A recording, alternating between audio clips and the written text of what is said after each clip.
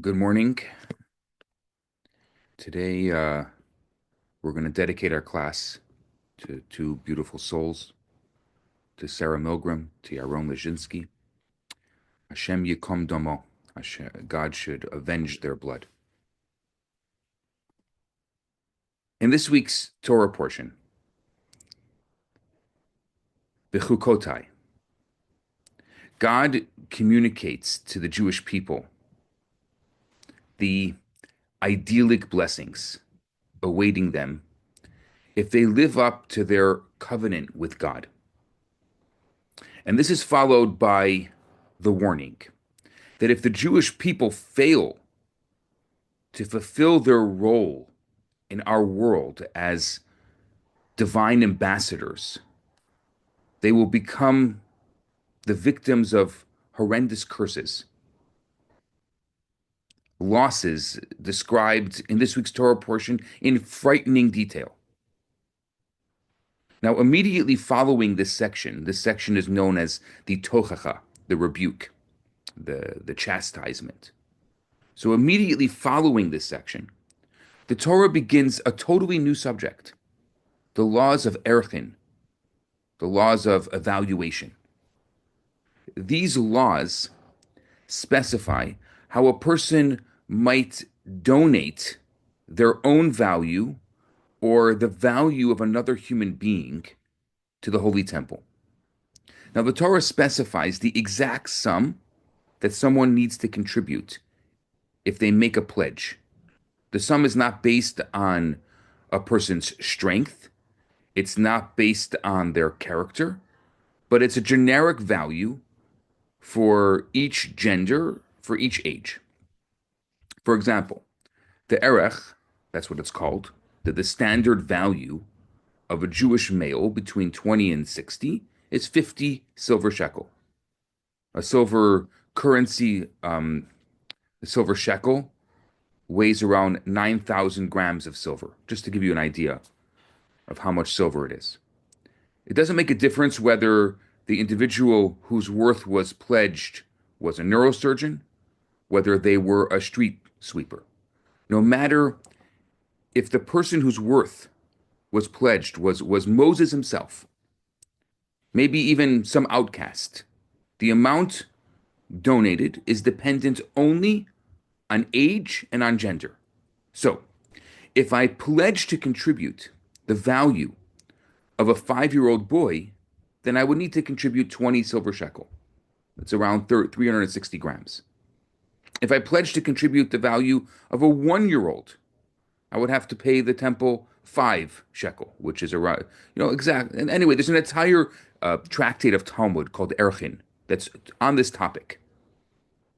Now, I just want to give you, obviously, a caveat. I don't have to say this, but I'll say it anyway, that these numbers do not reflect the true value of a human being.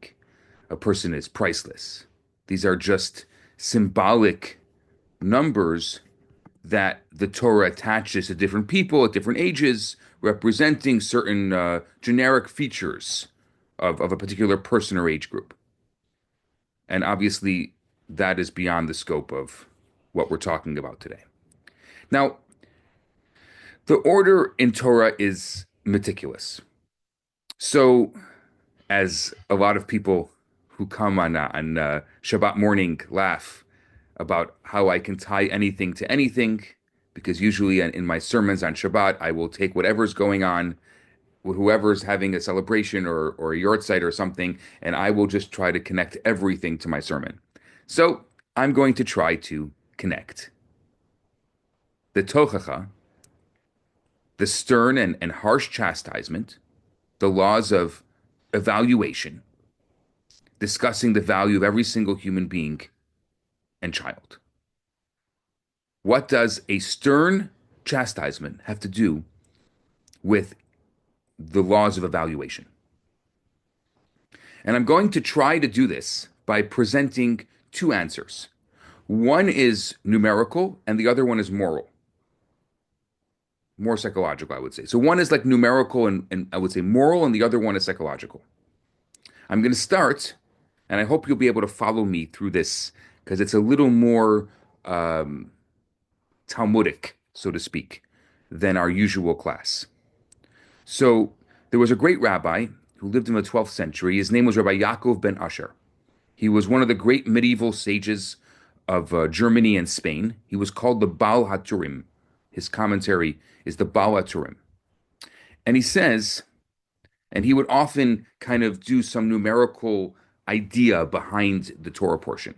So he said the portion of erchin, the portion of evaluations, in this order. He said 50 shekel, 30 shekel, 20 shekel, 10 shekel, 5, 3, 15, and 10 shekel for various age and gender groups. All of those denominations comes out to be 143 shekel. This number matches the same sum of the curses in this week's Torah portion. 45, sorry, the curses in the Torah completely. 45 in this week's Torah portion, Bechukosai, 98 in the portion of Kisavo, in the book of Deuteronomy. And the Torah is, what he says, saying that the anecdote for the rebuke is the mitzvah of charity. That 143 shekels of contributions cancel out the 143 chastisements. This is the power of giving. I thought it was a very interesting commentary. If anyone appreciates it, you can appreciate it with me. Now, the second explanation is an explanation that is taught by the Kotzker Rebbe. He was a 17th century Chassidic Rebbe, lived in Poland. And he says that one of the greatest gifts of the Jewish people was that they did not allow the humiliation and persecution that they endured by mighty nations to define their inner identity, to define their dignity, to define their destiny. Like fearless lions, they left some of the most catastrophic events in history, and the next day they went to rebuild. We know of many people, we know of many cultures who have endured savage suffering, and as a result, they could never rehabilitate themselves emotionally. People remain eternal victims of their oppressors. And even after they were set free, it was only an external freedom, but their inner sense of identity, their inner sense of liberty was completely obliterated. And so I think of this idea of the Kotzker Rebbe, and I want to ask a question that unfortunately has become blunted because of what's going on in the world today. My question is, where do the Jewish people glean the strength to emerge from every disaster with the courage and the confidence to rebuild, with the courage and the confidence to prosper?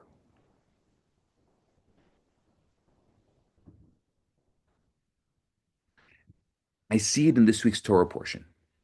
From the order in this week's Torah portion, I'll explain.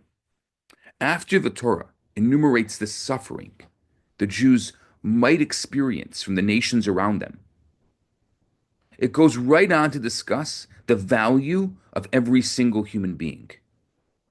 No matter what happens to you, the Torah is intimating that you have value as an individual and as part of a people. You have value as an individual and you have value as part of a people. And your value can contribute to the Holy Temple, to revealing the divine presence, to revealing God in this world. After the Nazis invaded the small village of Klausenberg, Romania, they began to celebrate the defeat of the Jews in their usual sadistic fashion. They gathered the Jews into a circle in the center of a town and they paraded their Rebbe, Rabbi Yukasil Yehuda Halberstam, into the center. The Kloisenberger Rebbe was later taken to Auschwitz, where his wife and 11 children perished. He survived the war and he came to America. He remarried in America, had more children, and built a grand, a grand movement. He also built a hospital in Netanya, in Israel. Many other things, incredible things that he did during his lifetime. But there in Romania, the SS guards began taunting and teasing the Kloisenberger Rebbe, pulling his beard and pushing him around. The vile soldiers trained their guns on him. As the commander began to speak, he said, "Tell us, Rabbi." He sneered, "Tell us, Rabbi, do you really believe that you are the chosen people?" Now, the soldiers guarding the crowd, they howled in laughter. But the Rebbe didn't. And in a serene voice, he looks at them and he says, "Most certainly." Now the officer becomes enraged. He lifted his rifle above his head and he sent it crashing on the head of the Rebbe. The Rebbe fell to the ground, and there was a rage in the officer's voice. "Now, Rebbe, do you still think you're the chosen people?" Once again, the Rebbe nodded his head and he said, "Yes, we are." Now, the officer became infuriated. He kicked the Rebbe in the chin and he said, "You stupid Jew. You lie here on the ground, beaten and humiliated, in a puddle of blood. What makes you think that you're the chosen people?" And with his mouth gushing blood, the Rebbe looks at him and he says, "As long as we are not the ones kicking, as long as we are not the ones beating, as long as we are not the ones murdering innocent people, we are the chosen people."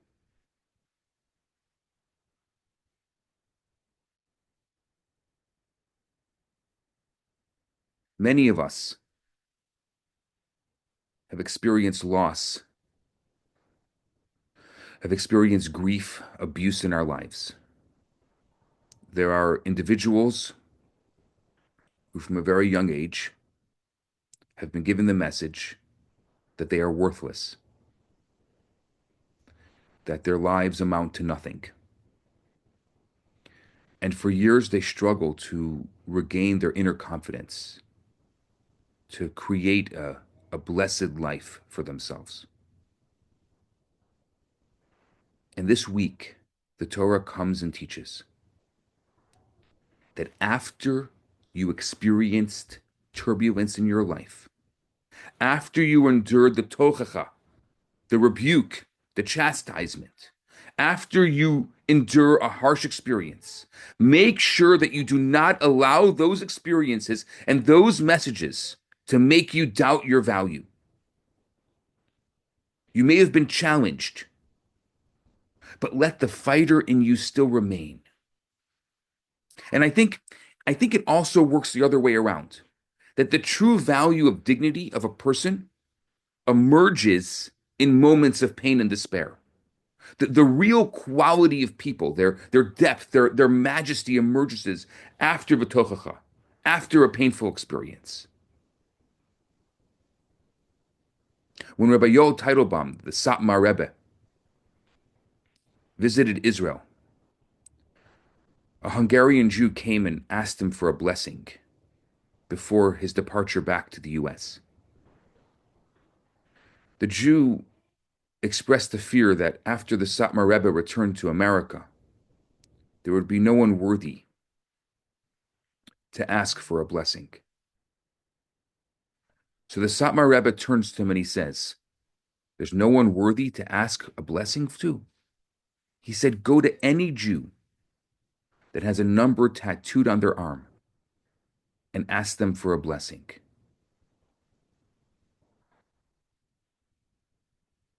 Because when such a person is available, he said, you do not need me to give you a blessing.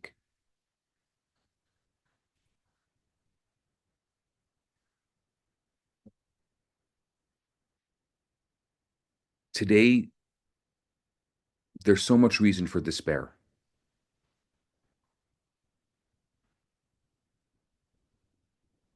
When I woke up early this morning and I saw the news, I couldn't help but think, my first thought was like, why did I have to see this today? And then my second thought was, why am I saying, well, I mean, I saw it and this is horrible. Two people killed in cold blood in a place that is supposed to be and allow people to live in prosperity and in freedom. And somebody screaming things that a lot of people say are just political statements. But the moment you hate, hate is hate. And of course, my first reaction is, am I safe enough? That could have been me. Of course, that's a very selfish reaction, but it's a normal reaction that a person would have when you see such a thing.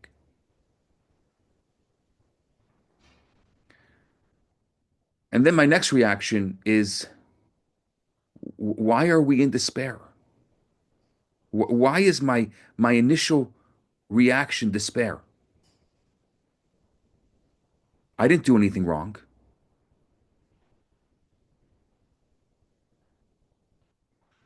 And then I thought of the story of the Klausenberger Rebbe,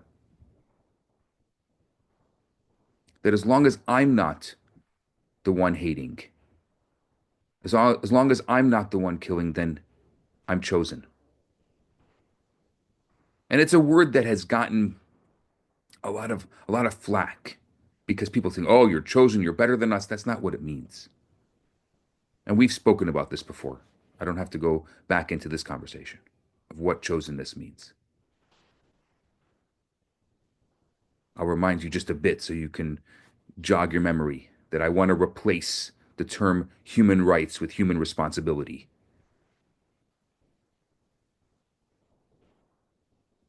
Yet, and this seems to be happening more and more, we have to pick up and we have to be able to be happy. And you may have noticed I didn't start the class today with my usual "it's a beautiful day."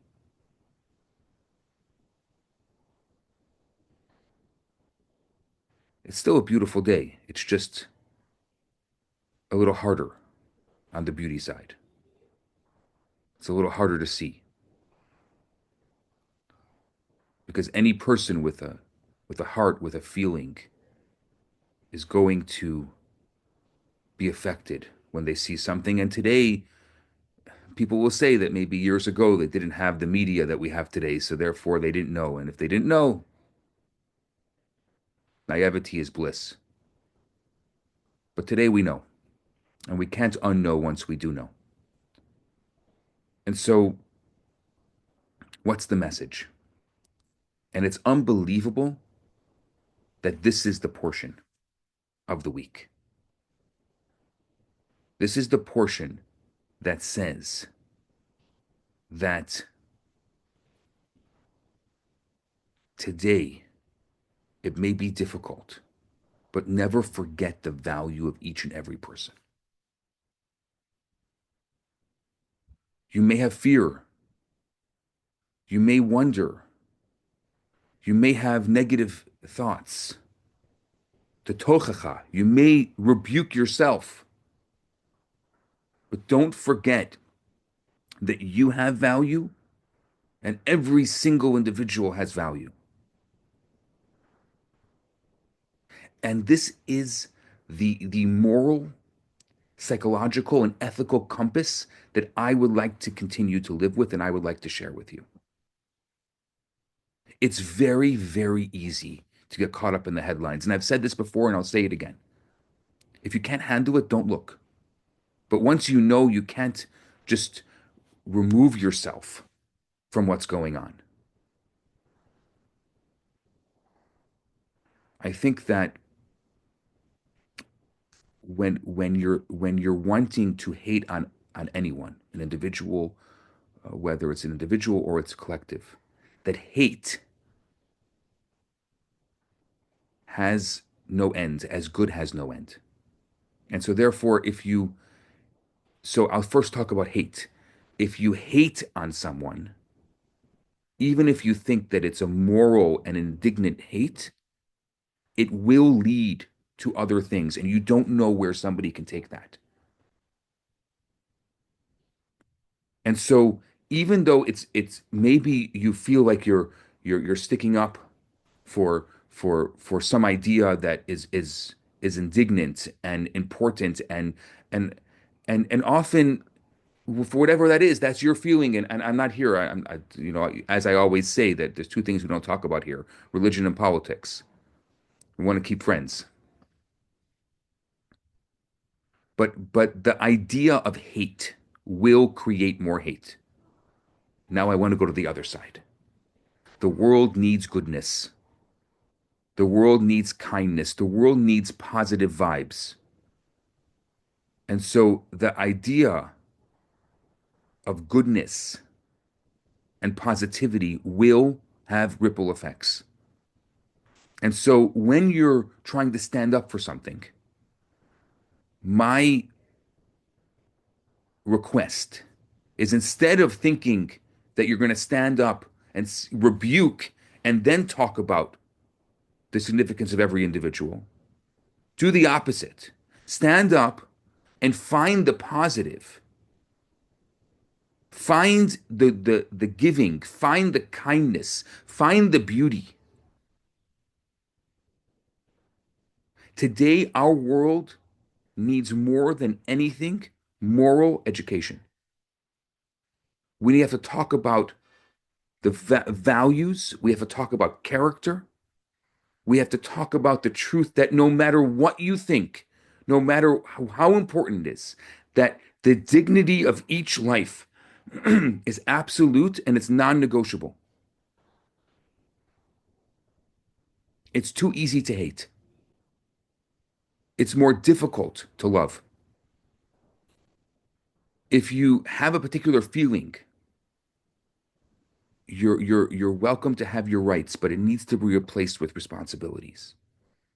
We have to make sure to teach our kids and teach ourselves and teach those around us that we are responsible to God and that God expects us to honor life, that God expects us to be kind to one another, that no matter what you think, that it cannot, you can express your views and you can even challenge these views of mine, but not hate. And Hashem should bless us